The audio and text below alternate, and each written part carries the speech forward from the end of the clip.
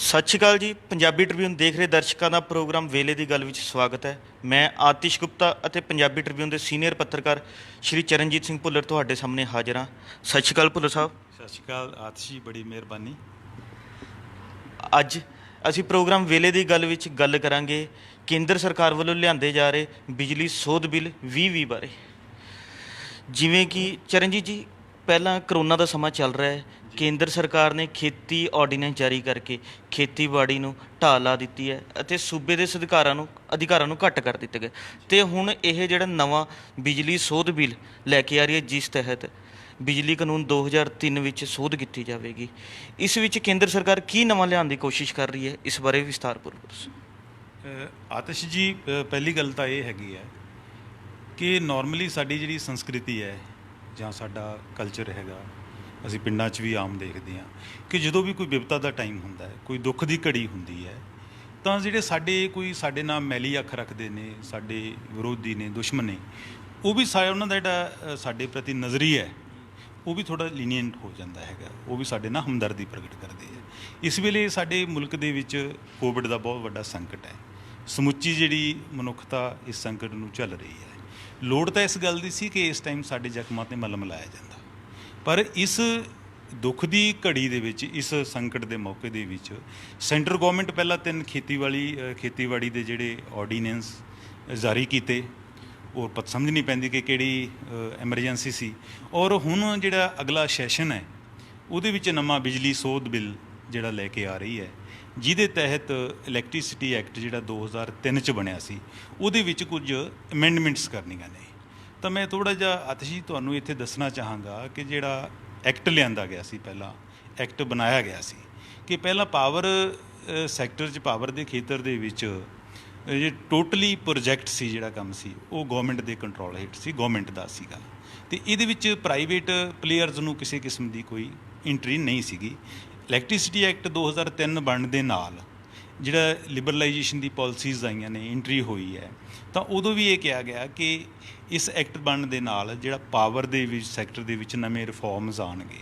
ਪਰ ਮੈਂ ਤੁਹਾਨੂੰ ਇੱਥੇ ਇੱਕ ਥੋੜ੍ਹੀ ਜਿਹੀ ਗੱਲ ਕੋਡ ਕਰਨਾ ਚਾਹਾਂਗਾ ਕਿ ਉਸ ਤੋਂ ਪਹਿਲਾਂ ਵਰਲਡ ਬੈਂਕ ਦੀ ਇੱਕ ਐਡਵਾਈਜ਼ਰੀ ਆਈ ਸੀ, ਅਤੇ ਵਰਲਡ ਬੈਂਕ ਦੀ ਐਡਵਾਈਜ਼ਰੀ ਦੇ ਵਿੱਚ ਉਚੇਚੇ ਤੌਰ 'ਤੇ ਇੱਕ ਪਾਵਰ ਸੈਕਟਰ ਦੇ ਐਂਗਲ ਤੋਂ 3 ਨੁਕਤੇ ਸੁਝਾਏ ਗਏ ਸੀ। ਉਹ ਕਹਿੰਦੇ ਸੀ ਕਿ ਜਦੋਂ ਵੀ ਕੋਈ ਪਾਵਰ ਸੈਕਟਰ ਦੇ ਵਿੱਚ ਅਸੀਂ ਲਿਬਰਲਾਈਜੇਸ਼ਨ ਕਰਨੀ ਹੈਗੀ ਹੈ, ਇਸ ਨੂੰ ਓਪਨ ਕਰਨਾ ਪ੍ਰਾਈਵੇਟ ਨਿਵੇਸ਼ ਲਈ, ਤਾਂ 3-4 ਗੱਲਾਂ ਦਾ ਉਹਨਾਂ ਨੇ ਕਿਹਾ ਸੀ ਕਿ ਖਾਸ ਖਿਆਲ ਰੱਖਿਆ ਜਾਣਾ ਚਾਹੀਦਾ ਹੈਗਾ।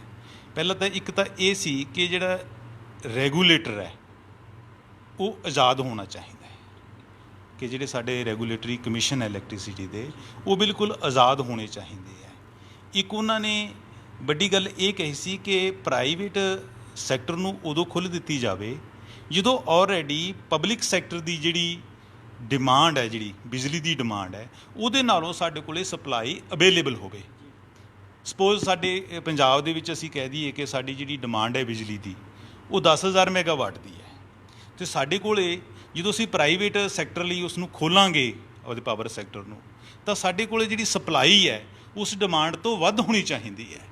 ਉਹਦਾ ਮਕਸਦ ਇੱਕੋ ਹੀ ਹੈ ਕਿ ਜਦੋਂ ਪ੍ਰਾਈਵੇਟ ਪਲੇਅਰ ਆਉਣਗੇ, ਆਲਰੇਡੀ ਸਾਡੇ ਕੋਲ ਅਵੇਲੇਬਲ ਹੋਏਗੀ ਪਾਵਰ ਸਾਡੀ ਜਿੰਨੀ ਜ਼ਰੂਰਤ ਹੈ, ਤਾਂ ਇੱਕ ਕੰਪੀਟੀਸ਼ਨ ਬਣੇਗਾ ਆਪਸ 'ਚ। ਉਸ ਕੰਪੀਟੀਸ਼ਨ ਦੇ ਵਿੱਚ ਸਾਨੂੰ ਬਿਜਲੀ ਹੈ ਜਿਹੜੀ ਉਹ ਸਸਤੀ ਪਏਗੀ, ਲੋਕਾਂ 'ਤੇ ਕੋਈ ਬੋਝ ਨਹੀਂ ਪਏਗਾ। ਉਹਨਾਂ ਦੀ ਲਾਸਟ ਜਿਹੜੀ ਇੱਕ ਐਡਵਾਈਜ਼ਰੀ ਜਿਹੜਾ ਮੱਦ ਸੀਗੀ ਉਹ ਬਹੁਤ ਇੰਪੋਰਟੈਂਟ ਸੀ। ਉਹਨਾਂ ਨੇ ਇਹ ਕਿਹਾ ਸੀਗਾ ਕਿ ਇਹ ਪਾਵਰ ਸੈਕਟਰ ਨੂੰ ਉਸ ਟਾਈਮ ਖੋਲ੍ਹਿਆ ਜਾਵੇ ਪ੍ਰਾਈਵੇਟ ਐਂਗਲ ਤੋਂ ਜਦੋਂ ਕੋਈ ਜਿਹੜੇ ਸਾਡੇ ਨੇਤਾਗਣ ਨੇ ਉਹਨਾਂ 'ਤੇ ਲੋਕਾਂ ਨੂੰ ਫੇਥ ਹੋਵੇ। ਇੱਕ ਭਰੋਸੇ ਦੀ ਗੱਲ ਸੀ ਲੋਕਾਂ ਔਰ ਉਹਨਾਂ ਦੇ ਨੇਤਾਵਾਂ ਦੇ ਵਿੱਚ। ਪਰ ਜਿਸ ਟਾਈਮ ਸਾਡਾ ਇਹ ਐਕਟ ਬਣਿਆ, ਉਸ ਟਾਈਮ ਜਿਹੜੀ ਸਾਨੂੰ ਬਾਹਰੀ ਪ੍ਰਭਾਵ ਦਿੱਤਾ ਗਿਆ, ਉਹ ਤਾਂ ਨੈਚੁਰਲੀ ਇਹੀ ਹੁੰਦਾ ਕਿ ਪਬਲਿਕ ਦੇ ਐਂਗਲ ਤੋਂ ਦੇਖਣ ਦੇ ਕਿ ਰਿਫੋਰਮਸ ਕਰਨੇ ਹੈ ਜੀ, ਲੋਕਾਂ ਨੂੰ ਇਹ ਸੁਵਿਧਾ ਦੇਣੀ ਹੈਗੀ ਹੈ। ਉਹਦੇ ਤਹਿਤ ਹੀ ਸਾਡੇ ਜਿਹੜਾ ਐਕਟ ਦੇ ਤਹਿਤ ਹੀ 2010 ਦੇ ਵਿੱਚ ਜਾ ਕੇ ਬਿਜਲੀ ਬੋਰਡ ਨੂੰ ਤੋੜਿਆ ਗਿਆ। ਜਿਸ ਟਾਈਮ ਉਸ ਨੂੰ ਟਰਾਂਸਕੋ ਬਣੀ ਅਤੇ ਸਾਡੀ ਪਾਵਰਕੌਮ ਬਣੀ ਹੋਂਦ 'ਚ ਆਈ।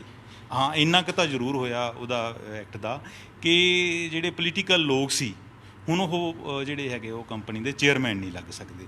ਪਰ ਫਿਰ ਵੀ ਇਹਨਾਂ ਲੋਕਾਂ ਕੋਲੇ ਬਹੁਤ ਸਾਰੀਆਂ ਚੋਰ ਮੋਰੀਆਂ ਹੁੰਦੀਆਂ ਨੇ, ਜਿਸ ਤਰ੍ਹਾਂ ਬਿਊਰੋਕਰੇਟ ਨੂੰ ਲਾ ਦਿੱਤਾ ਜਾਂਦਾ ਹੈਗਾ। ਤਾਂ ਉਸ 'ਤੇ ਕੋਈ ਠੀਕ ਹੈ, ਕੁਛ ਗੱਲਾਂ ਫਾਇਦੇ ਵੀ ਹੋਈਆਂ, ਪਰ ਇਹਨਾਂ ਲੋਕਾਂ ਨੇ ਫਿਰ ਕੋਈ ਨਾ ਕੋਈ ਨਵੇਂ ਰਾਹ ਕੱਢ ਕੇ ਜਿਹੜਾ ਹੈਗਾ ਉਹਦਾ ਕੋਈ ਬਹੁਤਾ ਅਸਰ ਨਹੀਂ ਹੋ ਸਕਿਆ। ਮੈਨੂੰ ਤਾਂ ਇਹੀ ਲੱਗਦਾ ਹੈਗਾ ਕਿ ਉਹ ਜਿਹੜਾ ਬਿਜਲੀ ਕਾਨੂੰਨ 2003 ਸੀਗਾ ਉਹ ਇੰਨਾ ਪ੍ਰਭਾਵੀ ਨਹੀਂ ਸੀਗਾ, ਜਿਹੜਾ ਕੇਂਦਰ ਸਰਕਾਰ ਨੂੰ ਇਸ ਟਾਈਮ 'ਤੇ ਕਰੋਨਾ ਦੇ ਮਹਾਮਾਰੀ ਦੇ ਸਮੇਂ ਦੇ ਵਿੱਚ ਉਸ 'ਚ ਸੋਧ ਕਰਨੀ ਪੈ ਰਹੀ ਹੈ। ਦੇਖੋ, ਕਿਹਾ ਤਾਂ ਇਹੀ ਜਾਂਦਾ ਹੈ ਕਿ ਜਿਸ ਟਾਈਮ ਸਮਾਂ ਬਦਲ ਰਿਹਾ ਹੈ, ਪ੍ਰਸਥਿਤੀਆਂ ਬਦਲ ਰਹੀਆਂ ਨੇ, ਉਹਨਾਂ ਦੀ ਨਜ਼ਰ ਤੋਂ ਜਿਹੜੇ ਨਵੀਆਂ ਚੀਜ਼ਾਂ ਲਿਆਉਣੀਆਂ ਜ਼ਰੂਰੀ ਬਣ ਜਾਂਦੀਆਂ ਨੇ। ਪਰ ਜਦੋਂ ਟਾਈਮ ਇਸ ਕਿਸਮ ਦਾ ਚੱਲ ਰਿਹਾ ਹੈਗਾ ਤਾਂ ਉਦੋਂ ਜਿਹੜਾ ਨਵਾਂ ਅਮੈਂਡਮੈਂਟ ਐਕਟ ਆ ਰਿਹਾ ਹੈਗਾ ਉਹਦੇ ਵਿੱਚ 3-4 ਗੱਲਾਂ ਬੜੀਆਂ ਇੰਪੋਰਟੈਂਟ ਹੈਗੀਆਂ ਨੇ ਆਤਿਸ਼ ਜੀ। ਜਿਸ ਤਰ੍ਹਾਂ ਉਹਦੇ ਐਕਟ ਦੇ ਵਿੱਚ ਫਸਟ ਹੈਗਾ ਕਿ ਬਹੁਤ ਸਾਰੇ ਜਿਹੜੀ ਇਹ ਸਟੇਟ ਆਟੋਨਮੀ ਹੈ ਉਸ ਨੂੰ ਸੱਟ ਵੱਜਣੀ ਹੈਗੀ ਹੈ। ਜਿਹੜੇ ਸਾਡੇ ਰਾਜਾਂ ਦੇ ਹੈਗਾ ਨਾ ਅਧਿਕਾਰ ਖੁੱਸਣੇ ਨੇ, ਅਤੇ ਜਿਹੜੀ ਪਾਵਰ ਸੈਕਟਰ ਦੀ ਸੈਂਟਰਲਾਈਜੇਸ਼ਨ ਹੋ ਜਾਣੀ ਹੈਗੀ ਹੈ। ਜਿਸ ਤਰ੍ਹਾਂ ਪਹਿਲਾਂ ਦੂਸਰੇ ਖੇਤੀ ਆਰਡੀਨੈਂਸ ਹੈ ਉਹਨਾਂ ਦੇ ਵਿੱਚ ਹੋਇਆ ਹੈਗਾ। ਇਹਦੇ ਵਿੱਚ ਜਿਹੜੀਆਂ ਸਾਡੀਆਂ ਹੁਣ ਹਰ ਸਟੇਟ ਦੇ ਵਿੱਚ ਆਤਿਸ਼ ਜੀ, ਜਿਵੇਂ ਆਪਣੇ Punjab state electricity regulatory commission ਬਣਿਆ, ਹਰ ਸਟੇਟ 'ਚ ਇਸ ਕਿਸਮ ਦੇ ਰੈਗੂਲੇਟਰ ਬਣੇ ਹੋਏ ਨੇ ਜਿਹੜੇ ਸਾਡੇ ਟੈਰਿਫ ਤੈਅ ਕਰਦੇ ਨੇ। ਅਤੇ ਉਹਨਾਂ ਦੀ ਜਿਹੜੀ ਚੋਣ ਹੈ ਉਹ ਸਟੇਟ ਗੌਰਮੈਂਟ ਦੁਆਰਾ ਇੱਕ ਕਮੇਟੀ ਬਣਦੀ ਹੈ, ਸਿਲੈਕਸ਼ਨ ਕਮੇਟੀ।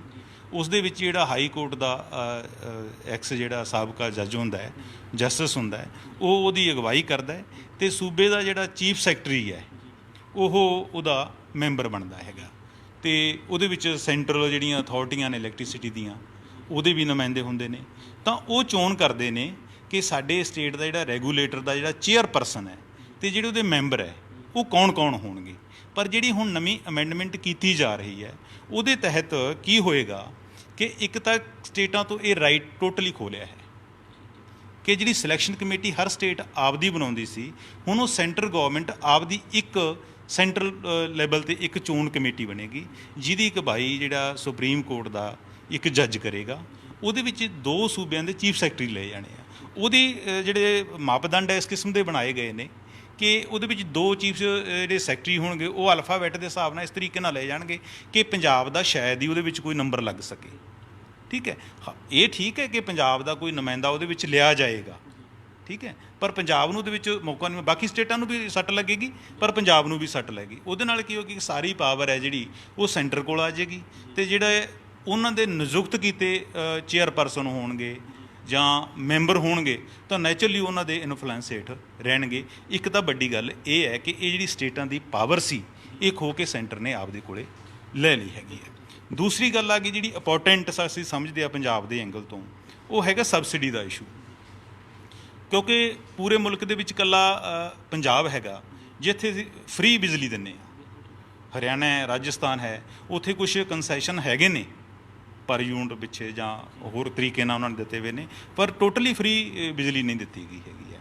ਤਾਂ ਉਹਨਾਂ ਨੇ ਜਿਸ ਤਰ੍ਹਾਂ ਪਹਿਲਾਂ ਅਸੀਂ ਤੁਹਾਡੇ ਚਿੱਤ ਥੋੜ੍ਹੇ ਦਿਨ ਪਹਿਲਾਂ ਹੀ ਪੰਜਾਬ 'ਚ ਤਾਂ ਬੜਾ ਰੌਲਾ ਰੱਪਾ ਪਿਆ ਸੀ ਇਸ ਗੱਲ ਦਾ ਕਿ ਜਦੋਂ ਕਿਹਾ ਸੀ ਕਿ ਕਰਜ਼ਦਾਰ ਹੈ ਜਿਹੜੀ ਤੁਹਾਡੀ ਅਸੀਂ ਫਿਰ ਵਧਾਵਾਂਗੇ, ਪਹਿਲਾਂ ਕੰਡੀਸ਼ਨ ਲਾਈ ਸੀ ਕਿ ਤੁਸੀਂ ਜਿਹੜੀ ਸਬਸਿਡੀ ਹੈ ਖੇਤੀ ਵਾਲੀ ਇਹ ਡਾਇਰੈਕਟ ਹੈ ਜਿਹੜੀ ਉਹ ਕੰਜ਼ਿਊਮਰ ਦੇ ਖਾਤਿਆਂ ਦੇ ਵਿੱਚ ਪਾਓਗੇ। ਇਹ ਇਸ਼ੂ ਚੱਲਿਆ ਸੀ, ਤੁਹਾਡੇ ਵੀ ਧਿਆਨ 'ਚ ਹੋਏਗਾ।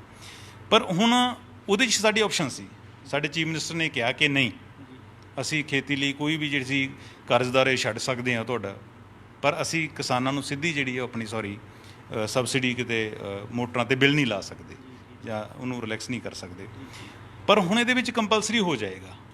ਸਾਨੂੰ ਜਿਹੜੀ ਇਲੈਕਟ੍ਰੀਸਿਟੀ ਐਕਟ 2003 ਹੈ ਉਹਦੀ 65 ਦੇ ਵਿੱਚ ਜਿਹੜੀ ਧਾਰਾ ਹੈ ਉਹਦੇ ਤਹਿਤ ਸਾਨੂੰ ਇਹ ਸਬਸਿਡੀ ਸਟੇਟ ਗੌਰਮੈਂਟ ਦਿੰਦੀ ਹੈਗੀ ਹੈ। ਪਰ ਜਦੋਂ ਇਹ ਅਮੈਂਡਮੈਂਟ ਸਿਰੇ ਚੜ੍ਹ ਜਾਂਦੀ ਹੈਗੀ ਹੈ, ਪਾਰਲੀਮੈਂਟ 'ਚ ਪਾਸ ਹੋ ਜਾਂਦੀ ਹੈ, ਤਾਂ ਫਿਰ ਇਹ ਸਟੇਟ ਗੌਰਮੈਂਟ ਲਈ ਮੰਨਣਾ ਲਾਜ਼ਮ ਹੋਏਗਾ, ਪਾਬੰਦ ਹੋਏਗੀ ਸਟੇਟ ਗੌਰਮੈਂਟ ਕਿ ਉਸ ਨੂੰ ਜਿਹੜੀ ਸਬਸਿਡੀ ਹੈ ਉਹ ਹੁਣ ਅਸੀਂ ਪਾਵਰਕੌਮ ਨੂੰ ਦਿੰਦੇ ਹਾਂ, ਫਿਰ ਅਸੀਂ ਕੰਜ਼ਿਊਮਰ ਨੂੰ ਦੇਵਾਂਗੇ ਡਾਇਰੈਕਟ। ਉਹਦੇ ਵਿੱਚ ਕਈ ਕਿਸਮ ਦੇ ਜਿਹੜੇ ਤੌਖਲੇ ਜ਼ਾਹਰ ਕੀਤੇ ਜਾ ਰਹੇ ਨੇ, ਅਤੇ ਚਾਹੇ ਤਾਂ ਇਸ ਗੱਲ ਨੂੰ ਇਹ ਵੀ ਮੰਨਿਆ ਜਾ ਰਿਹਾ ਕਿ ਚੰਗੀ ਗੱਲ ਹੈ ਕਿ ਕਿਸਾਨਾਂ ਦੇ ਸਿੱਧੀ ਖਾਤਿਆਂ 'ਚ ਜਾਏਗੀ, ਪਰ ਮੈਂ ਤਾਂ ਆਤਿਸ਼ ਜੀ ਇਸ ਗੱਲ ਦਾ ਧਾਰਨੀ ਹਾਂ ਕਿ ਜਿਸ ਤਰ੍ਹਾਂ ਹੁਣ ਸਾਡੇ 10.5 ਲੱਖ ਦੇ ਕਰੀਬ ਫਾਰਮਰ ਹੈਗੇ ਨੇ, ਅਤੇ ਅੱਗੇ ਜੇ ਸਾਰੀਆਂ ਫੈਮਲੀਆਂ ਜੋੜ ਲਈਏ ਤਾਂ ਉਹਨੂੰ ਡਬਲ ਕਰ ਲਓ ਕਿ 20 ਲੱਖ ਜਿਹੜੇ ਹੈਗੇ ਨੇ ਜਿਹੜਾ ਹੁਣ ਪਿੱਛੇ ਸਰਕਾਰ ਦੀਆਂ ਸਕੀਮਾਂ ਦਾ ਬੈਨੀਫਿਟ ਲੈ ਰਹੇ ਨੇ ਕਿ ਨਾ, ਸੈਂਟਰ ਗੌਰਮੈਂਟ ਦੀਆਂ, ਚਾਹੇ ਉਹ 2000 ਵਾਲੀ ਹੈ, ਚਾਹੇ 6000 ਵਾਲੀ ਹੈ ਸੈਂਟਰ ਵਾਲੀ, ਤਾਂ ਉਹਦੇ ਮੁਤਾਬਕ 20 ਕੁ ਲੱਖ ਬਣਦੇ ਹੈਗੇ ਨੇ। ਤਾਂ ਸਾਡੇ ਕੋਲ ਜਿਹੜੇ ਖੇਤੀ ਟਿਊਬਵੈੱਲ ਹੈ ਉਹ ਤਕਰੀਬਨ 14 ਲੱਖ ਨੇ। ਤਾਂ ਇਹਦਾ ਮਤਲਬ ਇਹ ਹੋਇਆ ਕਿ 14 ਲੱਖ ਨੂੰ ਅਸੀਂ ਖੇਤੀ ਸਬਸਿਡੀ, ਮੋਟਰਾਂ ਦੇ ਬਿੱਲਾਂ ਵਾਲੀ ਜਿਹੜੀ ਸਬਸਿਡੀ ਦੇ ਰਹੇ ਹਾਂ, ਔਰ ਬਾਕੀ 6 ਲੱਖ ਨੂੰ ਅਸੀਂ ਨਹੀਂ ਦੇ ਰਹੇ। ਮਿਸਾਲ ਦੇ ਤੌਰ 'ਤੇ ਅੱਜ ਜੀ ਮੇਰੇ ਟਿਊਬਵੈੱਲ ਲੱਗਿਆ, ਮੈਂ ਖੇਤੀ ਸਬਸਿਡੀ ਲੈ ਰਿਹਾ।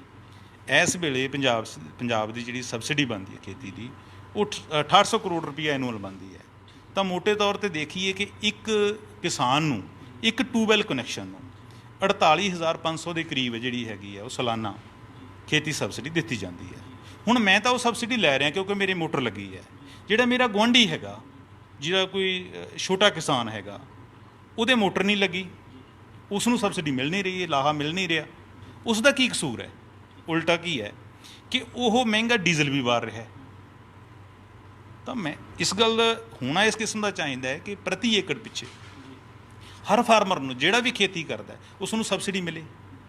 ਹੁਣ ਅਸੀਂ ਕੀ ਹੁੰਦੇ ਕਿ ਸੁਰਖਰੂ ਹੋ ਜਾਂਦੇ ਹਾਂ ਕਿ ਜੀ ਅਸੀਂ ਮੁਫਤ ਬਿਜਲੀ ਦੇ ਰਹੇ ਹਾਂ। ਸਾਨੂੰ ਲੱਗਦਾ ਕਿ ਸਾਰੀਆਂ ਜਿਹੜੀਆਂ ਇਲਾਮਤਾਂ ਦਾ ਇਲਾਜ ਹੈ ਖੇਤੀ ਦੀਆਂ ਦਾ, ਉਹ ਮੁਫਤ ਬਿਜਲੀ ਹੈ। ਅਤੇ ਅੱਗੇ ਕੀ ਹੋਏਗਾ ਕਿ ਸਬਸਿਡੀ ਤਾਂ ਹੁਣ ਸਟੇਟ ਗੌਰਮੈਂਟ ਨੂੰ, ਜਿਹੜੇ ਪਾਵਰਕੌਮ ਨੂੰ ਦਿੰਦੀ ਨਹੀਂ, ਮਿਲਦੀ ਨਹੀਂ ਕਦੇ ਟਾਈਮਲੀ। 5300 ਕਰੋੜ ਰੁਪਈਆ ਸਬਸਿਡੀ ਦਾ ਪਿਛਲੇ ਫਾਈਨੈਂਸ਼ੀਅਲ ਈਅਰ ਦਾ ਸਰਕਾਰ ਨੇ ਅਜੇ ਤੱਕ ਨਹੀਂ ਦਿੱਤਾ। ਠੀਕ ਹੈ। ਤਾਂ ਇਹਦੇ ਪਿੱਛੇ ਇੱਕ ਲੁਕਵੀਂ ਗੱਲ ਜਿਹੜੀ ਮੈਨੂੰ ਨਜ਼ਰ ਇਹ ਪੈਂਦੀ ਹੈਗੀ ਹੈ ਕਿ ਹੁਣ ਜਨਰੇਸ਼ਨ ਦੇ ਖੇਤਰ ਦੇ ਵਿੱਚ ਪ੍ਰਾਈਵੇਟ ਕੰਪਨੀ ਆ ਗਈਆਂ, ਪੰਜਾਬ 'ਚ ਵੀ ਪ੍ਰਾਈਵੇਟ ਥਰਮਲ ਆ ਗਏ ਨੇ। ਅਤੇ ਜਦੋਂ ਇਹ ਸਬਸਿਡੀ ਰੁਕ ਜਾਂਦੀ ਹੈ ਸਟੇਟ ਗੌਰਮੈਂਟ ਵਾਲੀ ਸਾਈਡ ਤੋਂ, ਤਾਂ ਜਿਹੜੇ ਡਿਊਜ਼, ਜਿਹੜੇ ਬਕਾਏ ਦੇਣਦਾਰੀਆਂ ਪਾਵਰਕੌਮ ਦੀਆਂ, ਉਹਨਾਂ ਨੂੰ ਦੇਣੇ ਆ ਪੈਸੇ ਪ੍ਰਾਈਵੇਟ ਥਰਮਲਾਂ ਨੂੰ, ਉਹ ਟਾਈਮ ਸਿਰ ਦਿੱਤੇ ਨਹੀਂ ਜਾਂਦੇ। ਤਾਂ ਉਹਨਾਂ ਦਾ ਵੀ ਕਿਤੇ ਨਾ ਕਿਤੇ ਪ੍ਰੈਸ਼ਰ ਹੋਏਗਾ ਕਿ ਸਬਸਿਡੀ ਵਾਲਾ ਝੰਜਟ ਮੰਗਾਓ ਜੀ, ਇਹ ਕਿਸਾਨਾਂ ਦਾ ਸਰਕਾਰਾਂ ਨਾਲ ਸਿੱਧਾ ਰਾਬਤਾ ਕਰਾਓ ਕਿ ਖਾਤਿਆਂ 'ਚ ਪਾਓ, ਤਾਂ ਕਿ ਜਿਹੜਾ ਪਾਵਰਕੌਮ ਪੈਸੇ ਕਮਾਵੇ ਔਰ ਸਾਡੇ ਜਿਹੜੇ ਟਾਈਮਲੀ ਜਿਹੜੇ ਪੈਸੇ ਹੈਗੇ ਆ ਉਹ ਦਿੰਦਾ ਰਹੇ। ਪਰ ਇਹਦੇ ਵਿੱਚ ਕਈ ਅੱਗੇ ਜਾ ਕੇ ਹੋਰ ਕਈ ਕਿਸਮ ਦੀਆਂ ਦਿੱਕਤਾਂ ਖੜੀਆਂ ਹੋਣੀਆਂ ਨੇ ਕਿ ਹੁਣ ਪਤਾ ਨਹੀਂ ਕਿ ਸਟੇਟ ਗੌਰਮੈਂਟ ਜੇ ਅਗਰ ਉਹਨੂੰ ਲਾਜ਼ਮ ਕਰ ਦਿੰਦੀ ਹੈ ਤਾਂ ਮੰਨਣਾ ਹੀ ਪੈਣਾ ਹੈਗਾ। ਫਿਰ ਉਹ 'ਤੇ ਖੇਤੀ ਮੋਟਰਾਂ 'ਤੇ ਜਿਹੜੇ ਹੈਗੇ ਨੇ ਮੀਟਰ ਲੱਗਣਗੇ, ਉਹਦਾ ਅੱਗੇ ਕੀ ਹਿਸਾਬ ਹੋਏਗਾ ਚਾਰਜਿੰਗ ਦਾ, ਕਿ ਫਲੈਟ ਰੇਟ ਹੋਏਗਾ, ਹੈ ਜੀ। ਅਤੇ ਪਿੱਛੇ ਤਾਂ ਬਲਕਿ ਇੱਕ ਇਹ ਵੀ ਫਾਰਮਰ ਕਮਿਸ਼ਨ ਨੇ ਵੀ ਸੁਜੈਸਟ ਕੀਤਾ ਹੈਗਾ ਸਟੇਟ ਵਾਲੇ ਨੇ ਕਿ ਜਿਹੜੇ 10 ਏਕੜ ਤੋਂ ਵੱਧ ਵਾਲੇ ਹੈ ਕਿ ਉਸ ਨੂੰ ਵਿਚਾਰਿਆ ਜਾਵੇ, ਉਹਨਾਂ ਨੂੰ ਨਹੀਂ ਦਿੱਤੇ, ਵੱਡੇ ਫਾਰਮਰ ਹੈ ਜਿਹੜੇ, ਕਿਉਂਕਿ ਬਹੁਤੀ ਸਬਸਿਡੀ ਤਾਂ ਇਹ ਵੱਡੇ ਲੋਕ ਲੈ ਰਹੇ ਨੇ। ਅਤੇ ਜਦੋਂ ਚੀਫ ਮਿਨਿਸਟਰ ਨੇ, ਤੁਹਾਡੇ ਯਾਦ ਹੋਵੇ, ਕਿਹਾ ਸੀਗਾ ਕਿ ਤੁਸੀਂ ਸਵੈਛਾ ਨਾਲ ਕੋਈ ਸਬਸਿਡੀ ਹੈ ਜਿਹੜੀ ਖੇਤੀ ਵਾਲੀ ਛੱਡੋ, ਤਾਂ ਪੰਜਾਬ ਦੇ ਵਿੱਚੋਂ ਸਿਰਫ 10 ਕਨੈਕਸ਼ਨ ਆਏ। ਤੁਸੀਂ ਕਮਾਲ ਮੰਨੋਗੇ 14 ਲੱਖ ਬੰਦੇ ਦੇ ਵਿੱਚੋਂ ਸਿਰਫ 10 ਬੰਦਿਆਂ ਨੇ ਕਿਹਾ ਕਿ ਅਸੀਂ ਖੇਤੀ ਸਬਸਿਡੀ ਛੱਡਦੇ ਹਾਂ। ਉਹਨਾਂ ਦੇ ਵਿੱਚ ਵੀ ਇੰਟਰਸਟਿੰਗ ਗੱਲ ਇਹ ਹੈ ਕਿ ਜਿਸ ਤਰ੍ਹਾਂ ਸਾਡੇ ਫਾਈਨਾਂਸ ਮਿਨਿਸਟਰ ਉਹ ਟਾਈਮਲੀ ਸਬਸਿਡੀ ਦੇ ਰਹੇ ਨੇ, ਸੁਖਜਿੰਦਰ ਸਿੰਘ ਰੰਧਾਵਾ ਕੋਆਪਰੇਟਿਵ ਮਿਨਿਸਟਰ ਹੈ ਉਹ ਟਾਈਮਲੀ ਦੇ ਰਹੇ ਨੇ, ਸੁਨੀਲ ਜਾਖੜ ਜੀ ਨੇ, ਈਵਨ ਸਾਡੇ ਰੈਗੂਲੇਟਰੀ ਕਮਿਸ਼ਨ ਦੀ ਜਿਹੜੀ ਚੇਅਰਪਰਸਨ ਹੈ ਉਹਨਾਂ ਦੇ ਪਿੰਡ ਮਹਿਰਾਜ 'ਚ 2 ਕਨੈਕਸ਼ਨ ਹੈ ਉਹ ਟਾਈਮਲੀ ਦੇ ਰਹੇ ਨੇ। ਪਰ ਸਾਡੇ ਕੁਛ ਟਾਈਮ ਪਹਿਲਾਂ ਮੈਨੂੰ ਪਤਾ ਲੱਗਿਆ ਸੀ ਜਿਹੜੇ ਸਾਡੇ ਮਾਲ ਮੰਤਰੀ ਗੁਰਪ੍ਰੀਤ ਸਿੰਘ ਕਾਂਗੜ, ਉਹ ਜਦੋਂ ਬਿਜਲੀ ਮੰਤਰੀ ਹੁੰਦੇ ਸੀ, ਉਹਨਾਂ ਨੇ ਅਨਾਊਂਸ ਕਰਤਾ ਕਿ ਜੀ ਅਸੀਂ ਆਪਣੀ ਸਬਸਿਡੀ ਮੈਂ ਅੱਜ ਤੋਂ ਬਾਅਦ ਨਹੀਂ ਲਊਂਗਾ ਔਰ ਖੇਤੀ ਮੋਟਰਾਂ ਦਾ ਦੋਵਾਂ ਦਾ ਬਿੱਲ ਭਰੂੰਗਾ। ਪਰ ਕਮਾਲ ਦੀ ਗੱਲ ਹੈ, ਉਹਨਾਂ ਨੇ ਅੱਜ ਤੱਕ ਕੋਈ ਬਿੱਲ ਨਹੀਂ ਭਰਿਆ ਹੈ ਕਿ ਜਦੋਂ ਸਾਡੇ ਕੋਲ ਇਸ ਕਿਸਮ ਦੇ ਮਾਡਲ ਹੋਣਗੇ। ਤਾਂ ਇੱਕ ਇਸ਼ੂ ਜਿਹੜਾ ਉਹਦੇ ਵਿੱਚ ਖੇਤੀ ਸਬਸਿਡੀ ਵਾਲਾ ਵੀ ਹੈਗਾ। ਉਸ ਤੋਂ ਆਪਾਂ ਨੈਕਸਟ ਆਤਸ਼ੀ ਦੇਖੀਏ ਤਾਂ ਉਹਦੇ 'ਚ ਇੱਕ ਹੈਗਾ ਕਿ ਇਹਨਾਂ ਨੇ ਕੰਟਰੈਕਟ ਇਨਫੋਰਸਮੈਂਟ ਜਿਹੜੀ ਅਥਾਰਟੀ ਬਣਾਉਣੀ ਹੈ ਸੈਂਟਰ ਲੈਵਲ 'ਤੇ ਉਸ ਐਕਟ ਦੇ ਮੁਤਾਬਕ। ਉਹਦੇ ਨਾਲ ਵੀ ਸਾਡੇ ਸਟੇਟਸ ਦੀ ਜਿਹੜੀ ਆਟੋਨਮੀ ਹੈ ਉਹਨਾਂ ਨੂੰ ਢਾਹ ਲੱਗੇਗੀ। ਉਹ ਕਿਸ ਤਰ੍ਹਾਂ ਲੱਗੇਗੀ ਕਿ ਜਿਸ ਤਰ੍ਹਾਂ ਫਾਰ ਐਗਜ਼ਾਮਪਲ ਕਿ ਸਾਡੇ ਜਦੋਂ ਕਿਸੇ ਵੀ ਪ੍ਰਾਈਵੇਟ ਕੰਪਨੀ ਨਾਲ ਜਿਹੜੇ ਪ੍ਰਾਈਵੇਟ ਇਨਵੈਸਟਰ ਨੇ ਸਾਡੇ, ਜਦੋਂ ਪਾਵਰਕੌਮ ਦਾ ਕਿਸੇ ਕਿਸਮ ਦਾ ਕੋਈ ਡਿਸਪਿਊਟ ਹੁੰਦਾ ਹੈ ਤਾਂ ਸਭ ਤੋਂ ਪਹਿਲਾਂ ਜਿਹੜਾ ਉਜ਼ਰ ਹੈ ਉਹ ਅਸੀਂ ਰੈਗੂਲੇਟਰੀ ਕਮਿਸ਼ਨ ਕੋਲ ਜਾਂਦੇ ਹਾਂ, ਸਟੇਟ ਦੇ ਕੋਲੇ। ਉੱਥੇ ਸਾਡੀ ਸੁਣਵਾਈ ਹੁੰਦੀ ਹੈ। ਰੈਗੂਲੇਟਰੀ ਕਮਿਸ਼ਨ ਦਾ ਸਟੇਟ ਦਾ ਉਹ ਸਾਡੀਆਂ ਹਾਲਾਤਾਂ ਨੂੰ ਜਾਣਦਾ ਹੁੰਦਾ ਹੈ, ਦੋਹਾਂ ਧਿਰਾਂ ਦਾ ਨੂੰ, ਠੀਕ ਹੈ। ਉਸੇ ਹਿਸਾਬ ਨਾਲ ਉਹਦੇ ਫੈਸਲੇ ਹੁੰਦੇ ਨੇ। ਅਗਰ ਉਹ 'ਚੋਂ ਨੈਕਸਟ ਸਟੈਪ ਹੈ ਜਿਹੜਾ ਉਹ ਹੁੰਦਾ ਅਪੀਲੀ, ਜਿਹੜਾ ਟ੍ਰਿਬਿਊਨਲ ਹੁੰਦਾ ਹੈ, ਉਹਦੇ ਕੋਲੇ ਜਾਂਦੇ ਹਾਂ ਅਸੀਂ। ਪਰ ਹੁਣ ਇਹਨੇ ਸੈਂਟਰ ਨੇ ਜਿਹੜਾ ਨਵਾਂ ਐਕਟ ਜਿਹੜੀ ਅਮੈਂਡਮੈਂਟ ਕੀਤੀ ਜਾ ਰਹੀ ਹੈ ਉਹਦੇ ਵਿੱਚ ਇਹ ਇਨਫੋਰਸਮੈਂਟ ਜਿਹੜੀ ਕੰਟਰੈਕਟ ਇਨਫੋਰਸਮੈਂਟ ਅਥਾਰਟੀ ਬਣਾ ਰਹੇ ਨੇ ਸੈਂਟਰ ਲੈਵਲ 'ਤੇ। ਉਹਦੇ ਵਿੱਚ ਕੀ ਕਰਤਾ ਕਿ ਦੋਨਾਂ ਚੀਜ਼ਾਂ ਨੂੰ ਬਾਈਪਾਸ ਹੀ ਕਰਤਾ ਕਿ ਜਦੋਂ ਕੋਈ ਵੀ ਕਿਸੇ ਕਿਸਮ ਦਾ ਝਗੜਾ ਉਤਪੰਨ ਹੋਏਗਾ, ਬਣੇਗਾ ਧਿਰਾਂ ਦੇ ਵਿੱਚ, ਤਾਂ ਪਹਿਲਾਂ ਜਿਹੜਾ ਹੈਗਾ ਉਹਨੂੰ ਲੋੜ ਨਹੀਂ ਹੋਏਗੀ ਕਿ ਉਹ ਰੈਗੂਲੇਟਰ ਕੋਲ ਜਾਵੇ, ਸੈਕਿੰਡ ਉਸ ਨੂੰ ਜ਼ਰੂਰਤ ਨਹੀਂ ਹੋਏਗੀ ਕਿ ਉਹ ਅਪੀਲੀ ਟ੍ਰਿਬਿਊਨਲ ਕੋਲ ਜਾਵੇ, ਉਹ ਸਿੱਧਾ ਜਾਊ ਉਹਨਾਂ ਕੋਲੇ, ਤੇ ਉਹ ਕਿਤੇ ਨਾ ਕਿਤੇ ਤਾਂ ਫਿਰ ਉਹਨਾਂ ਦੀ ਜਿਹੜੀ ਪ੍ਰਾਈਵੇਟ ਲੋਕਾਂ ਦੀ ਸੁਣਵਾਈ ਹੈ ਜਿਹੜੀ ਉਹ ਵਧੇਗੀ। ਉਸ ਤੋਂ ਬਾਅਦ ਫਿਰ ਆਖਰੀ ਰਾਹ ਜਿਹੜਾ ਉਹ ਸੁਪਰੀਮ ਕੋਰਟ ਦਾ ਹੋਏਗਾ। ਇੱਕ ਚੀਜ਼ ਇਹਦੇ ਵਿੱਚ ਇਹ ਹੈ। ਇੱਕ ਇਹਦੇ ਵਿੱਚ ਹੋਰ ਜੋ ਕੀਤੀ ਗਈ ਹੈ ਆਤਿਸ਼ ਜੀ, ਉਹ ਇਹ ਹੈਗਾ ਕਿ ਜਿਹੜੇ ਹਾਈਡਰੋ ਸਾਡੀ ਜਿਹੜੀ એનર્ਜੀ ਹੈ ਉਹਦੀ ਬਾਬਤ ਕੀਤੀ ਗਈ ਹੈ। ਪਹਿਲਾਂ ਸਾਨੂੰ ਕਲੀਨ એનર્ਜੀ ਦੇ ਤਹਿਤ ਹਰ ਸਟੇਟ ਨੂੰ ਇਹ ਇੱਕ ਕੰਪਲਸ਼ਨ ਸੀ, ਜਿਹੜੇ ਪ੍ਰਾਈਵੇਟ ਜਨਰੇਟਰ ਸੀ, ਕਿ ਉਹ ਕੁਛ ਪਰਸੈਂਟ ਹੈ ਜਿਹੜੀ એનર્ਜੀ ਉਹ ਸੋਲਰ ਦੀ ਯੂਜ਼ ਕਰਨਗੇ। ਠੀਕ ਹੈ, ਹੁਣ ਇਹਨਾਂ ਨੇ ਕਰ ਦਿੱਤਾ ਕਿ ਕੁਛ ਸ਼ਰਤ ਕਰ ਦਿੱਤੀ ਕਿ ਘੱਟੋ ਘੱਟ ਤੁਸੀਂ 1% ਜਿਹੜੀ એનર્ਜੀ ਹੈ ਉਹ ਹਾਈਡਰੋ ਤੋਂ ਲਓਗੇ। ਹੁਣ ਜਿਵੇਂ ਪੰਜਾਬ ਸਾਡੇ ਪਾਵਰਕੌਮ ਕੋਲੇ ਤਕਰੀਬਨ 1200 ਮੈਗਾਵਾਟ ਹੈ ਜਿਹੜੀ ਅਸੀਂ ਉਹ ਹਾਈਡਰੋ ਤੋਂ ਲੈਂਦੇ ਆ, એનર્ਜੀ ਲੈਂਦੇ ਆ। ਠੀਕ ਹੈ, ਪਰ ਉਹਨਾਂ ਨੇ ਜਿਹੜੀਆਂ ਨਵੀਆਂ ਕੰਡੀਸ਼ਨਾਂ ਰੱਖੀਆਂ ਨੇ ਉਸ ਅਮੈਂਡਮੈਂਟ ਦੇ ਵਿੱਚ, ਨਵੇਂ ਪਾਏ ਨੇ ਜਿਹੜੇ, ਉਹਦੇ ਤਹਿਤ ਇਹ ਕਰ ਦਿੱਤਾ ਕਿ ਜਿਹੜੇ ਨਵੇਂ ਹਾਈਡਰੋ ਪ੍ਰਾਈਵੇਟ ਪਲੇਅਰ ਨੇ, ਪਹਿਲਾਂ ਤਾਂ ਹੈ ਨਹੀਂ ਸੀ ਨਾ ਜੀ, ਹਾਈਡਰੋ ਦੇ ਵਿੱਚ ਸਿਰਫ ਸਾਡੇ ਪਾਵਰਕੌਮ ਦੀ ਸੀ, ਭਾਖੜਾ ਤੋਂ ਵੀ ਲੈਂਦੇ ਸੀ, ਉਹਦੇ ਵਿੱਚ ਸ਼ੇਅਰ ਸੀ ਸਾਡਾ। ਅਤੇ ਹੁਣ ਇਹਨਾਂ ਨੇ ਬਹੁਤ ਸਾਰੀਆਂ ਜਿਹੜੀਆਂ ਪ੍ਰਾਈਵੇਟ ਕੰਪਨੀਆਂ ਉਹਨਾਂ ਨੇ ਆਪਣੇ ਹਾਈਡਰੋ ਪ੍ਰੋਜੈਕਟ ਹੈ ਜਿਹੜੇ ਲਗਾ ਲਏ ਨੇ। ਹੁਣ ਓਪਨ ਕਰ ਦਿੱਤਾ ਕਿ ਉਹਨਾਂ ਤੋਂ ਲਾਜ਼ਮ ਕਰ ਦਿੱਤਾ ਗਿਆ ਕਿ ਕੋਈ ਵੀ ਬਿਜਲੀ ਹੈ ਉਹ ਅਸੀਂ ਘੱਟੋ ਘੱਟ ਇੱਕ ਉਹ ਵੱਧ ਤੋਂ ਵੱਧ ਖੁੱਲ੍ਹਾ ਰੱਖਤਾ ਕਿ ਜਿੰਨੀ ਮਰਜ਼ੀ ਲਓ, ਤਾਂ ਉਹ ਅਸੀਂ ਉਹਨਾਂ ਤੋਂ ਲੈਣੀ ਹੈ ਜਿਹੜੀ ਸਾਡੇ ਲਈ ਲਾਜ਼ਮੀ ਹੋ ਜੂਗੀ। ਤਾਂ ਹੁਣ ਉਹ ਤੁਹਾਨੂੰ ਪਤਾ ਹੀ ਵੀ ਪ੍ਰਾਈਵੇਟ ਕੰਪਨੀਆਂ ਕਿਹਨਾਂ ਦੀਆਂ, ਉਹ ਕਿਹਦੇ ਇੰਟਰਸਟ ਵਾਚ ਕੀਤੇ ਗਏ ਨੇ। ਅਲਟੀਮੇਟਲੀ ਕੋਈ ਵੀ ਅਮੈਂਡਮੈਂਟ ਹੈ, ਕੋਈ ਵੀ ਸੋਧ ਹੈ, ਉਹਦਾ ਜਿਹੜਾ ਬਾਹਰੋਂ ਸ਼ੀਸ਼ਾ ਦੇਖਣ ਨੂੰ ਲੱਗਦਾ, ਸਾਨੂੰ ਲੱਗਦਾ ਕਿ ਇਹ ਲੋਕ ਪੱਖੀ ਹੈ, ਦੇਖਣ ਤੋਂ ਨਜ਼ਰ ਸਾਨੂੰ ਇਹ ਪੈਂਦਾ ਹੈਗਾ, ਪਰ ਜਿਹੜੇ ਲੁਕਵੇਂ ਏਜੰਡੇ ਹੈ ਉਹ ਸਾਨੂੰ ਬਹੁਤੀ ਸਮਝ ਨਹੀਂ ਪੈਂਦੇ। ਜਿਸ ਤਰ੍ਹਾਂ ਸਾਡੇ ਸੈਂਟਰ ਦੇ ਜਿਹੜੇ ਊਰਜਾ ਮਿਨਿਸਟਰ ਨੇ RK ਸਿੰਘ, ਉਹ ਵੀ ਵਾਰ-ਵਾਰ ਇਹੀ ਕਹਿੰਦੇ ਨੇ ਕਿ ਜੀ ਤੁਸੀਂ ਫਿਕਰ ਕਿਉਂ ਕਰਦੇ ਹੋ ਜੀ, ਅਸੀਂ ਤੁਹਾਡੀ ਖੇਤੀ ਸਬਸਿਡੀ ਤੁਹਾਡੇ ਡਾਇਰੈਕਟ ਖਾਤਿਆਂ 'ਚ ਪਊਗੀ, ਤਾਂ ਤੁਹਾਨੂੰ ਡਰ ਹੈ ਕਿ ਤੁਹਾਡਾ ਜੇ ਸਟੇਟ ਨੇ ਸਬਸਿਡੀ ਨਾ ਦਿੱਤੀ ਤੁਹਾਡਾ ਕਨੈਕਸ਼ਨ ਕੱਟ ਦਿੱਤਾ ਜਾਊ, ਬਿਜਲੀ ਆਪਾਂ ਜਿਹੜੀ ਵੀ ਅਥਾਰਟੀ ਬਣੀ ਜਾਂ ਬੋਰਡ ਬਣੀ ਜਾਂ ਕਮਿਸ਼ਨ ਬਣੀ ਹੋ। ਠੀਕ ਹੈ ਜੀ, ਉਹ ਕਹਿੰਦੇ ਨਹੀਂ ਜੀ 3-4 ਮਹੀਨੇ ਤੁਹਾਡਾ ਕੋਈ ਕਨੈਕਸ਼ਨ ਨਹੀਂ ਕੱਟੇਗਾ।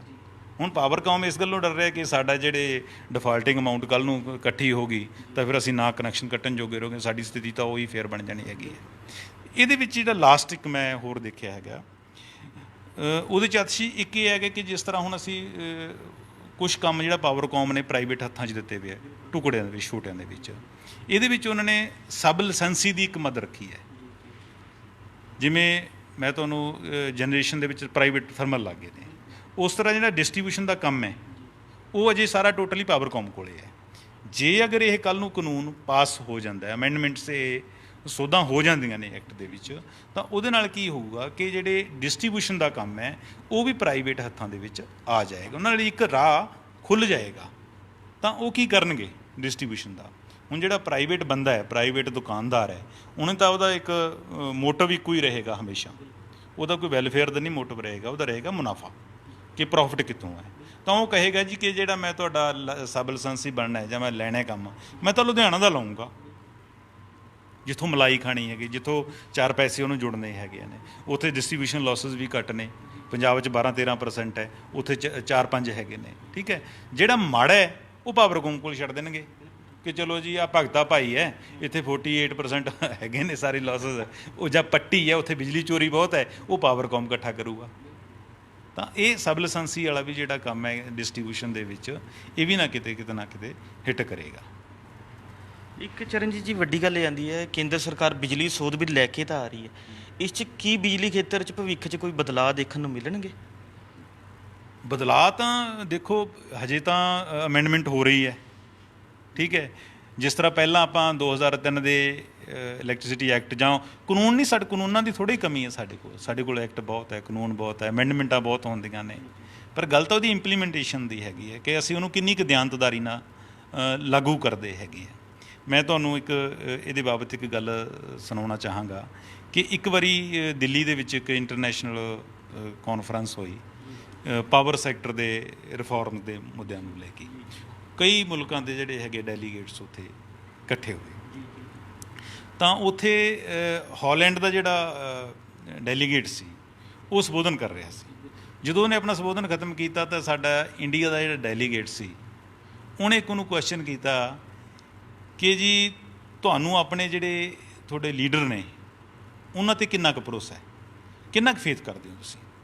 ਤਾਂ ਉਸਨੇ ਜਵਾਬ ਦਿੱਤਾ ਕਿ ਜੀ ਅਸੀਂ ਜਿਸ ਤਰ੍ਹਾਂ ਅਸੀਂ ਆਪਣੇ ਬਾਪ 'ਤੇ ਫੇਥ ਕਰਦੇ ਹਾਂ ਨਾ, ਅਸੀਂ ਆਪਣੇ ਬਾਪ ਜਿੰਨਾ ਜਿਹੜਾ ਫਾਦਰ ਜਿੰਨਾ ਭਰੋਸਾ ਹੈਗਾ ਆਪਾਂ ਨੂੰ ਆਪਣੇ ਲੀਡਰਾਂ 'ਤੇ।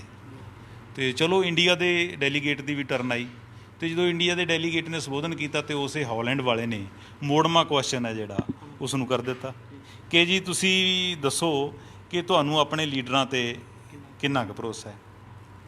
ਉਹ ਕਹਿੰਦਾ ਜੀ ਜਿੰਨਾ ਸਾਨੂੰ ਸਾਡੇ ਬਾਪ 'ਤੇ ਬਹੁਤ ਭਰੋਸਾ ਹੈ, ਜਿੰਨਾ ਚਿਰ ਸਾਡਾ ਬਾਪ ਹੁੰਦਾ ਸਾਨੂੰ ਉਸ 'ਤੇ ਉਨਾ ਹੀ ਭਰੋਸਾ ਹੁੰਦਾ ਜਿੰਨਾ ਤੁਹਾਨੂੰ ਹੈ, ਪਰ ਜਦੋਂ ਪੋਲੀਟਿਕਸ ਜੁਆਇਨ ਕਰ ਲੈਂਦਾ ਫਿਰ ਬਾਕੀ ਗੱਲ ਛੱਡੋ ਤੁਸੀਂ। ਤਾਂ ਇਸ ਕਰਕੇ ਗੱਲ ਤਾਂ ਭਰੋਸੇ ਦੀ ਹੈਗੀ, ਔਰ ਸਾਡੇ ਨੇਤਾਵਾਂ ਦੀ ਦਿਆਨਤਦਾਰੀ ਦੀ ਹੈਗੀ ਹੈ। ਜੇ ਐਕਟ ਘੱਟ ਵੀ ਹੋਣਗੇ, ਕਾਨੂੰਨ ਘੱਟ ਵੀ ਹੋਣਗੇ, ਜੇ ਉਹਦੀ ਉਹਨਾਂ ਦੀ ਇੱਛਾ ਹੋਏਗੀ ਤਾਂ ਸਾਰਾ ਕੁਝ ਪੋਸੀਬਲ ਹੋਏਗਾ। ਤੇ ਇੱਕ ਜਿਹੜੇ ਵੀ ਕੋਈ ਰਿਫਾਰਮ ਹੁੰਦਾ ਹੈ ਕਿਸੇ ਕਿਸਮ ਦਾ, ਖਾਸ ਕਰਕੇ ਜਿਵੇਂ ਆਪਾਂ ਬਿਜਲੀ ਦਾ ਮੁੱਦਾ ਹੀ ਇਹੋ ਜਿਹਾ ਹੈਗਾ ਨਾ, ਕਿਉਂਕਿ ਹਰ ਬੰਦੇ ਨਾਲ, ਹਰ ਫੈਮਿਲੀ ਨਾਲ ਜੁੜਿਆ ਹੋਇਆ ਇਸ਼ੂ ਹੈ, ਇੱਕ ਸਹੂਲਤ ਦੀ ਗੱਲ ਹੈਗੀ ਹੈ। ਤਾਂ ਜੇ ਤਾਂ ਲੋਕਾਂ ਦੇ ਭਲਾ ਹੈਗਾ, ਸਾਡੀ ਗੌਰਮੈਂਟ ਚਾਹੁੰਦੀ ਹੈ ਕਿ ਮੈਂ ਆਹ ਲੋਕਾਂ ਦੇ ਭਲੇ ਦੇ ਐਂਗਲ ਤੋਂ ਕਰਨਾ ਹੈ, ਫਿਰ ਤਾਂ ਠੀਕ ਹੈ। ਜੇ ਉਹ ਚਾਹੁੰਦੀ ਹੈ ਕਿ ਅਸੀਂ ਵੋਟਾਂ ਦੇ ਐਂਗਲ ਤੋਂ ਕਰਨਾ ਹੈ, ਫਿਰ ਮਾੜੀ ਗੱਲ ਹੈ। ਹੁਣ ਸਾਡੇ ਕੀ ਹੁੰਦਾ, ਸਾਰਾ ਕੁਝ ਵੋਟਾਂ ਦੇ ਐਂਗਲ ਤੋਂ ਹੁੰਦਾ। ਅਸੀਂ ਬਿਜਲੀ, ਖੇਤੀ ਦੇ ਮੋਟਰਾਂ 'ਤੇ ਜਿਹੜੇ ਬਿਜਲੀ ਦੇ ਬਿੱਲ ਨਹੀਂ ਲੱਗਣਗੇ, ਅਕਾਲੀ ਦਲ ਵੀ ਇਹੀ ਕਹਿੰਦਾ। ਹੁਣ ਇਹਨਾਂ ਦੀ ਪੋਲੀਟੀਕਲ ਮਜਬੂਰੀਆਂ, ਪੋਲੀਟੀਕਲ ਪਾਰਟੀਆਂ ਦੀਆਂ, ਕਿ ਸਾਡਾ ਵੋਟ ਬੈਂਕ ਨਾ ਖੁੱਸ ਜੇ। ਤਾਂ ਹਰ ਚੀਜ਼ ਹੈ ਜਿਹੜੀ ਪਾਵਰ ਸੈਕਟਰ ਦੇ ਵਿੱਚ, ਜਿਹੜੀ ਲੋਕਾਂ ਦੇ ਭਲੇ ਲਈ, ਵੈਲਫੇਅਰ ਲਈ ਹੋਣੀ ਚਾਹੀਦੀ ਸੀ, ਕਿਸੇ ਕਿਸਮ ਦੀ ਕੋਈ ਬਿਜਲੀ ਸਹੂਲਤ ਦੇਣੀ ਹੈ, ਪਰ ਹੋ ਰਹੀ ਹੈ ਵੋਟਾਂ ਦੇ ਐਂਗਲ ਤੋਂ। ਖੇਤੀ ਸਬਸਿਡੀ ਹੋਵੇ, ਚਾਹੇ ਹੁਣ ਬਿਜਲੀ ਦੇ ਰੇਟ ਤੁਸੀਂ ਆਪ ਦੇਖੋ ਕਿ ਜਦੋਂ ਕੋਈ ਗੌਰਮੈਂਟ ਨਵੀਂ ਬਣਦੀ ਹੈ ਤਾਂ ਪਹਿਲੇ 3 ਸਾਲ ਬਿਜਲੀ ਦੇ ਰੇਟ ਇਨਕਰੀਜ਼ ਹੁੰਦੇ ਰਹਿੰਦੇ ਨੇ, ਜਿਹੜੇ ਲਾਸਟ 2 ਸਾਲ ਹੈ ਉਹ ਤੇ ਫਿਰ ਜਾਮ ਕਰ ਦਿੰਦੇ ਨੇ। ਤਾਂ ਆਤਿਸ਼ ਜੀ, ਮਸਲਾ ਇੰਨਾ ਕੀ ਹੈ ਕਿ ਗੌਰਮੈਂਟ ਚਾਹਣ ਕਿ ਜੇ ਉਹ ਵੋਟ ਪੋਲੀਟਿਕਸ 'ਚੋਂ ਨਿਕਲਣ ਇਸ ਗੱਲ 'ਚੋਂ ਬਾਹਰ, ਤਾਂ ਸਾਰਾ ਕੁਝ ਪੋਸੀਬਲ ਹੈ। ਚਰਨਜੀਤ ਜੀ, ਇੱਕ ਹੁਣ ਦੂਜਾ ਮੁੱਦਾ ਇਹ ਵੀ ਉੱਠ ਕੇ ਸਾਹਮਣੇ ਆ ਰਿਹਾ ਵੀ ਕਿ ਪੰਜਾਬ ਸਰਕਾਰ ਵੀ ਖੇਤੀ ਸਬਸਿਡੀ ਨੂੰ ਘਟਾਉਣ ਲਈ ਖੇਤੀ ਮੋਟਰਾਂ ਨੂੰ ਜਿਹੜਾ ਹੈਗਾ ਸੌਰ ਊਰਜਾ 'ਤੇ ਚਲਾਉਣ ਦੀ ਕੋਸ਼ਿਸ਼ ਕਰ ਰਹੀ ਹੈ, ਵੀ ਕਿ ਇਹ ਇੱਕ ਨਵਾਂ ਫੰਡਾ ਲੈ ਕੇ ਆ ਰਹੀ ਹੈ। ਇਸ ਬਾਰੇ ਵੀ ਦੱਸੋ ਵੀ ਕਿ ਇਹ ਕਿੰਨਾ ਕਾਰਗਰ ਸਾਬਿਤ ਹੋਵੇਗਾ। ਹਾਂ ਆਤਿਸ਼, ਇਹ ਗੱਲ ਪਿਛਲੇ ਦਿਨਾਂ 'ਚ ਉੱਠੀ ਹੈਗੀ ਹੈ। ਇੱਕ ਨਵੀਂ ਚੀਜ਼ ਹੈ ਜਿਹੜੀ ਉਹ ਸਾਹਮਣੇ ਆਈ ਹੈ ਕਿ ਸਰਕਾਰ ਨੂੰ ਲੱਗਦਾ ਕਿ ਸਾਡੇ ਲਈ ਜਿਹੜਾ 6500 ਜਾਂ 6800 ਕਰੋੜ ਰੁਪਈਆ ਸਬਸਿਡੀ ਦਾ ਦੇਣਾ ਔਖਾ ਹੈ, ਕਿ ਕਿਸੇ ਨਾ ਕਿਸੇ ਨੇ, ਜਿਸ ਤਰ੍ਹਾਂ ਦੀ ਸਾਡੀ ਸਟੇਟ ਦੀ ਫਾਈਨੈਂਸ਼ੀਅਲ ਕੰਡੀਸ਼ਨ ਬਣੀ ਹੋਈ ਹੈ, ਉਸ ਨੂੰ ਦੇਖਦੇ ਹੋਏ ਉਹ ਚਾਹੁੰਦੇ ਕਿ ਇਸ ਨੂੰ ਘਟਾਇਆ ਜਾਵੇ, ਇਸ ਦਾ ਕੋਈ ਨਾ ਕੋਈ ਬਦਲ ਦੇਖਿਆ ਜਾਵੇ। ਇਸ ਬਦਲ ਵਜੋਂ ਹੀ ਜਿਹੜਾ ਹੈਗਾ ਸੌਰ ਊਰਜਾ ਵਾਲੀ ਜਿਹੜੀ ਗੱਲ ਚੱਲੀ ਹੈਗੀ ਹੈ, ਪਰ ਉਸ ਦੇ ਵਿੱਚ ਕਈ ਦਿੱਕਤਾਂ ਆਉਣੀਆਂ ਹੈਗੀਆਂ ਨੇ। ਕੋਈ ਐਡਾ ਸੌਖਾ ਨਹੀਂ, ਜਿਸ ਤਰ੍ਹਾਂ ਖੁਦ ਹੀ ਐਡਮਿਟ ਕਰਦੇ ਕਿ 80,000 ਕਰੋੜ ਤੋਂ ਵੱਧ ਹੈ ਜਿਹੜਾ ਉਹਦੇ ਲਈ ਇਨਵੈਸਟਮੈਂਟ ਦੀ ਲੋੜ ਪੈਣੀ ਹੈ, ਕਿ ਅਗਰ ਅਸੀਂ ਸਾਰੇ ਉਹਨੂੰ ਸੌਰ ਊਰਜਾ 'ਤੇ ਚਲਾਉਣੇ ਸਾਰੀਆਂ ਖੇਤੀ ਮੋਟਰਾਂ ਨੂੰ, ਫਿਰ ਹੋਰ ਕਿਸਮ ਦੇ ਬੜੀਆਂ ਸਮੱਸਿਆਵਾਂ ਸਾਨੂੰ ਆ ਜਾਣੀਆਂ ਨੇ। ਕਿ ਹੁਣ ਇਹ ਤਾਂ ਹੈ ਨਹੀਂ ਕਿ ਉਹ ਜਿਹੜੇ ਉਹਨਾਂ ਦੇ ਆਪਾਂ ਕਹਿ ਲਈਏ ਕਿ ਜਿਹੜੀਆਂ ਪਲੇਟਸ ਹੁੰਦੀਆਂ ਨੇ, ਸੋਲਰ ਵਾਲੀਆਂ ਪਲੇਟਸ ਹੁੰਦੀਆਂ ਨੇ, ਉਹ ਘੱਟੋ ਘੱਟ ਜਿਸ ਤਰ੍ਹਾਂ ਪਾਣੀ ਸਾਡੇ ਡੂੰਘਾ ਜਾ ਰਿਹਾ ਹੈਗਾ, ਅਤੇ ਉਹ 20 ਕਿਲੋਵਾਟ ਤੱਕ ਤਾਂ ਚਾਹੀਦੀਆਂ ਹੀ ਹੋਣਗੀਆਂ, ਤਾਂ ਉਹ ਘੱਟੋ ਘੱਟ ਅੱਧਾ ਕਨਾਲ ਹੈ ਜਿਹੜਾ ਉਹ ਥਾਂ ਜਗ੍ਹਾ ਘੇਰਨਗੀਆਂ। ਤਾਂ ਆਪਾਂ ਤਕਰੀਬਨ ਮਤਲਬ 14 ਲੱਖ ਆਪਣੇ ਕੰਜ਼ੂਮਰ ਹੈਗੇ ਨੇ ਖੇਤੀ ਦੇ, ਤਾਂ 90,000 ਏਕੜ ਜਿਹੜਾ ਹੈਗਾ ਕਿਸਾਨਾਂ ਨੂੰ ਉਹਦੇ ਥੱਲੇ ਲਿਆਉਣਾ ਪਏਗਾ। ਫਿਰ ਅਸੀਂ ਰੌਲਾ ਪਾਉਣੇ ਆ ਕਿ ਜੀ ਸਾਡਾ ਪਾਣੀ ਹੈ ਜਿਹੜਾ ਧਰਤੀ ਹੇਠਲਾ ਉਹ ਦਿਨ ਬ ਦਿਨ ਨੀਚੇ ਜਾ ਰਿਹਾ ਹੈਗਾ। ਅਤੇ ਹੁਣ ਤਾਂ ਅਸੀਂ ਇੱਕ ਬੱਝਵੀਂ ਬਿਜਲੀ ਦਿੰਦੇ ਹਾਂ ਫਾਰਮਰਾਂ ਨੂੰ। ਇੱਕ ਜਿਵੇਂ ਆਪ ਸਰਕਾਰ ਮੰਨਦੀ ਕਿ 100 ਦਿਨਾਂ ਜਿਹੜੀਆਂ ਸਾਡੀਆਂ ਮੋਟਰਾਂ ਦੀ ਸਹੀ ਮਤਲਬ ਵਰਤੋਂ ਲੋੜ ਪੈਂਦੀ ਹੈ ਖੇਤੀ ਦੇ ਵਿੱਚ, ਪਰ ਜਦੋਂ ਇੱਦਾਂ ਹੋ ਗਿਆ ਫਿਰ ਤਾਂ ਕਿਸਾਨਾਂ ਨੇ ਹੋਰ ਵੀ ਪਾਣੀ ਜਿਹੜਾ ਉਹ ਨਿਕਲੀ ਜਾਣਾ। ਤਾਂ ਜੇ ਅਸੀਂ ਇੱਧਰ ਕਰ ਲਿਆ, ਇੱਕ ਇਹ ਵੀ ਇਸ਼ੂ ਆਉਣਾ ਹੈਗਾ ਜੇ ਸਰਕਾਰ ਇਹਨੂੰ ਮੈਚੋਰ ਕਰਦੀ ਹੈ, ਕਿਉਂਕਿ ਹਜੇ ਤਾਂ ਇਹ ਪ੍ਰਪੋਜ਼ਲਾਂ ਨੇ, ਬਿਲਕੁਲ ਸਟਾਰਟਿੰਗ ਵਾਲੀ ਗੱਲ ਹੈਗੀ ਹੈ। ਇੱਕ 4000 ਮੈਗਾਵਾਟ ਦੀ ਜਿਹੜੀ ਕੰਜੰਪਸ਼ਨ ਹੈਗੀ ਸਾਡੇ ਐਗਰੀਕਲਚਰ ਸੈਕਟਰ ਦੇ ਵਿੱਚ, ਅਤੇ ਅਸੀਂ ਜੇ ਸਾਰੀ ਉਧਰ ਚਲਾ ਦਿੱਤੀ ਤਾਂ ਇੱਧਰ ਸਾਡੇ ਪ੍ਰਾਈਵੇਟ ਥਰਮਲ ਖੜ੍ਹੇ ਨੇ, ਉਹਨਾਂ ਨੂੰ ਅਸੀਂ 4500 ਕਰੋੜ ਰੁਪਈਆ ਵੱਜਵਾਂ ਦੇਣਾ। ਇੱਧਰਲਾ ਬੋਝ ਵੀ ਹੋਏਗਾ ਤਾਂ ਉੱਧਰਲਾ ਵੀ ਬੋਝ ਹੋ ਜਾਏਗਾ। ਤਾਂ ਇਸ ਕਰਕੇ ਹਜੇ ਤਾਂ ਮੈਚੋਰ ਨਹੀਂ ਹੋਈ ਗੱਲ, ਅਤੇ ਜੇ ਹੁੰਦੇ ਤਾਂ ਇੱਕ ਵੱਡਾ ਸਟੈਪ ਹੋਏਗਾ, ਅਤੇ ਸਾਰੀਆਂ ਚੀਜ਼ਾਂ ਸਰਕਾਰ ਨੂੰ ਸਾਰੇ ਨੁਕਤੇ ਧਿਆਨ 'ਚ ਰੱਖਣੇ ਪੈਣਗੇ। ਧੰਨਵਾਦ ਜੀ। ਇਹ ਸਨ ਪੰਜਾਬੀ ਟ੍ਰਿਬਿਊਨ ਦੇ ਸੀਨੀਅਰ ਪੱਤਰਕਾਰ ਸ਼੍ਰੀ ਚਰਨਜੀਤ ਸਿੰਘ ਭੁੱਲਰ, ਜਿਨ੍ਹਾਂ ਨੇ ਕੇਂਦਰ ਸਰਕਾਰ ਵੱਲੋਂ ਲਿਆਂਦੇ ਜਾ ਰਹੇ ਬਿਜਲੀ ਸੋਧ ਬਿੱਲ ਬਾਰੇ ਵਿਸਤਾਰਪੂਰਵਕ ਆਪਣੇ ਨਾਲ ਵਿਚਾਰ ਚਰਚਾ ਕੀਤੀ। ਕੱਲ੍ਹ ਨੂੰ ਇਸੇ ਸਮੇਂ ਫਿਰ ਮਿਲਾਂਗੇ ਪ੍ਰੋਗਰਾਮ ਵੇਲੇ ਦੀ ਗੱਲ ਵਿੱਚ। ਧੰਨਵਾਦ।